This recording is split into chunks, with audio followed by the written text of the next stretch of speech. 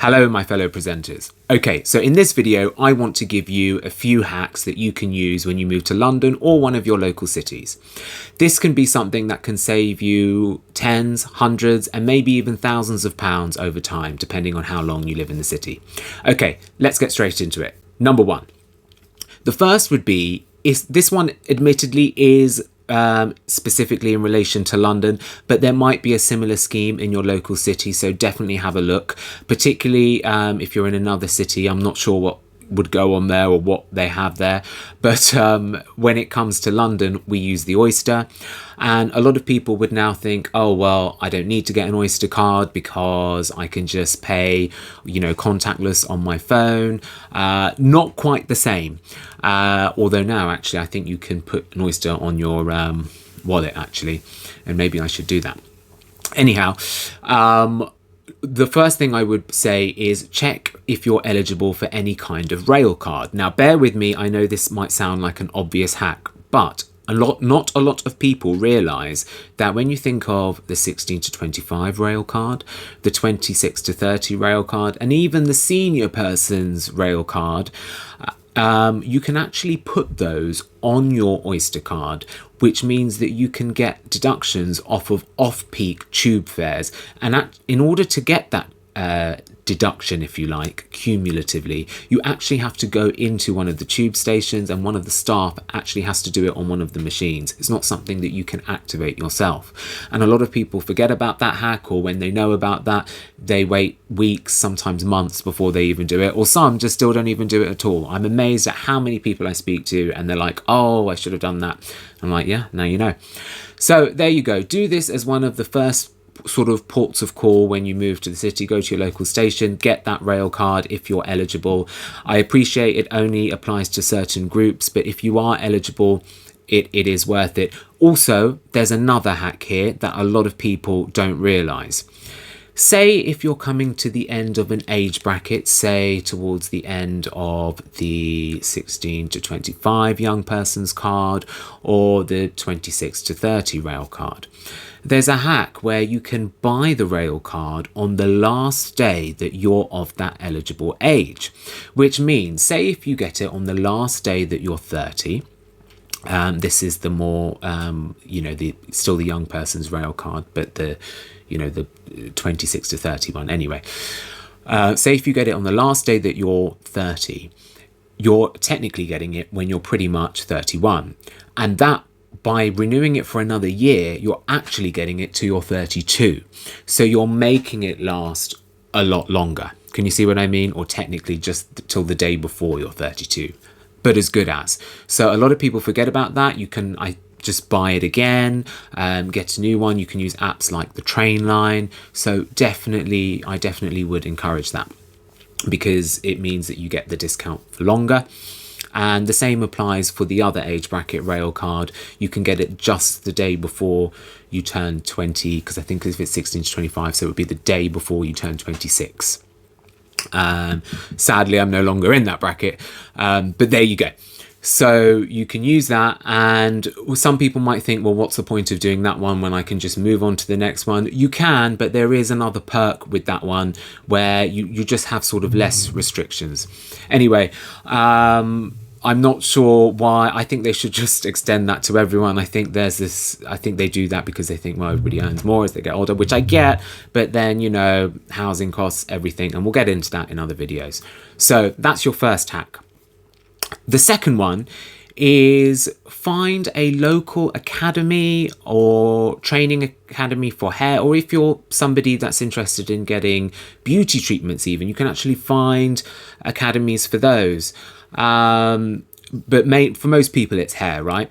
Particularly many guys will need to get their hair cut often for work. So I know I try to get mine cut sort of like every 2 weeks-ish, 2 to 3 weeks, 3 weeks usually maximum, unless I'm asked to grow it for something.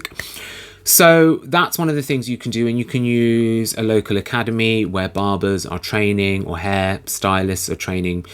And for girls, normally you have to pay a bit. It could be something like anywhere between £5 to £10, £15. I know that the one that I go to, I think they send a text out for £5. I should mention, that any company that I talk about, I'm not necessarily endorsing them. I'm just sort of giving you an idea as to what's out there. I happen to, at the moment, use one called A Hair by L&D, only because I get along really well with the trainer. And so I'm going there, but I may go to one that's more local to me. There's Total Barber as well in Old Street, Shoreditch. I know that by Hair by L&D at the moment charge about £4 as like a kind of minimal fee per cut, whereas normally, you know, easily a cut would set you back now 15 to 20 quid with costs and everything going up. And this obviously applies to the UK, and I'm giving references to London, but there are others that you can use. So just have a look at what's in your area. Often there's a restriction where you have to use them in the daytime, and so obviously if you're working or have a daytime job, it's not something that you probably would be able to fit in, or maybe you can in a lunch break. But having said that, you have to kind of allow time, like a good hour, they say, for somebody about to cut your hair. But then often if you go to a barber's and you have to sit and wait in the queue, sometimes there's that time as well. I know that with the one that I use, I like it because I can just book the time, so often I'm out a lot quicker. So that's great, and they have a lot less students. But as I say, there are others that you can use.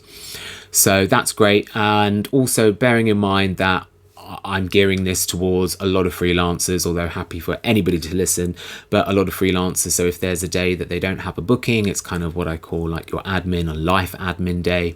This is one of the things that you can slot in and rebook if necessary.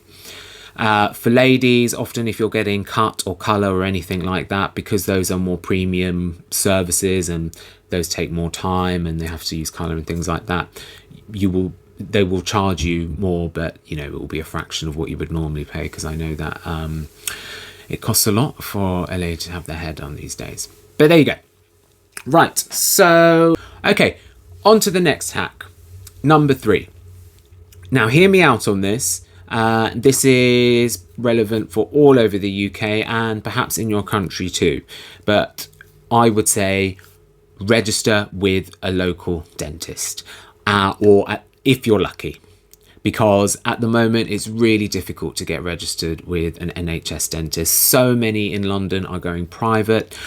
It's a real problem here. It certainly took me a while to get a dentist, and I'm going to tell you how you can get one as quick as possible. Look up all the local dentists in your area, make sure you call them all and ask for an indication as to when they're likely to open up their books.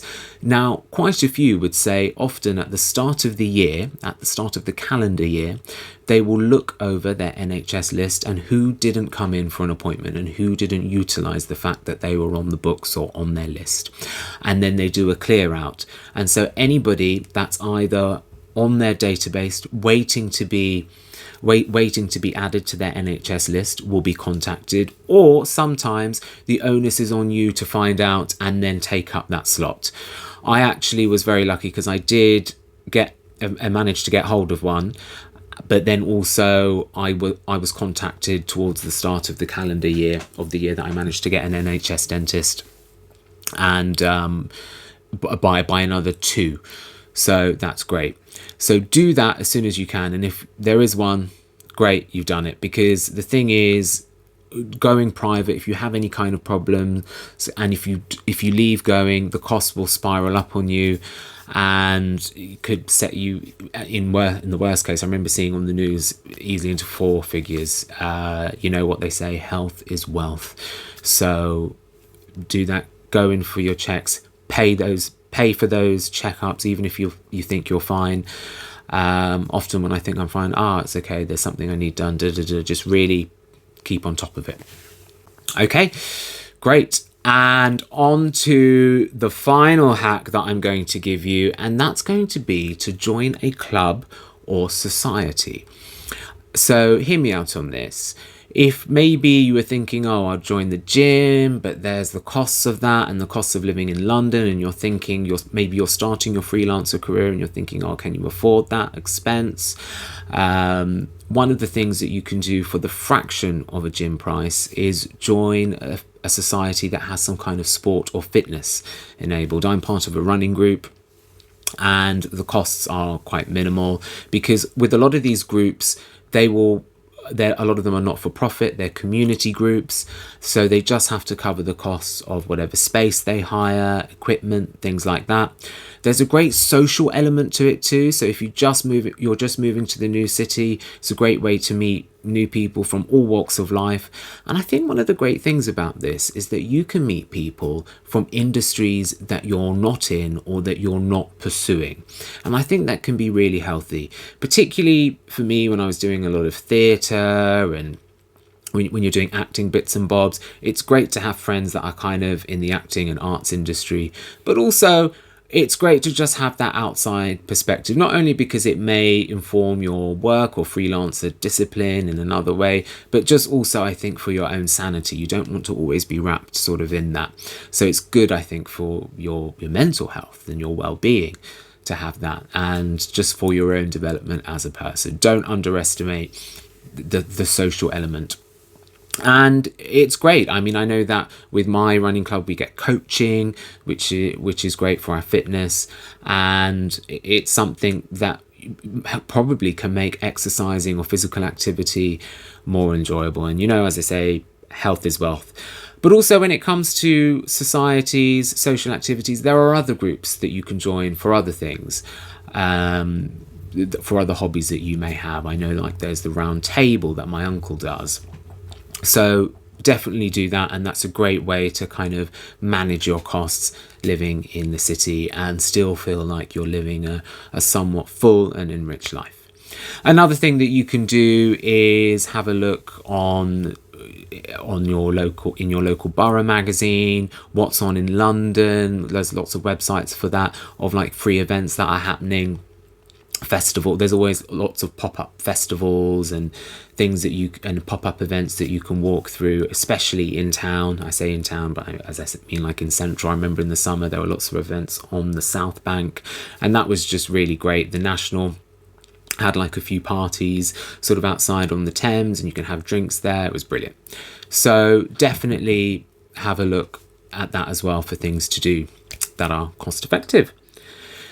Okay, great. I hope any of these hacks help. Do any of you have your own hacks? You can always check in your local city for similar things. Cities often get a lot of funding for events, so it's always good to make use of that when you move to your local city to pursue your freelancer discipline or disciplines. If you've got any other hacks that you know of that you would like to share, do please share them in the comments below. And maybe I will learn more something. In fact, I'm sure I would. I'm sure if people did share, there'd be a lot that I can learn. So do please do that. And thanks very much. And I'll see you in the next video. Take care. Bye for now.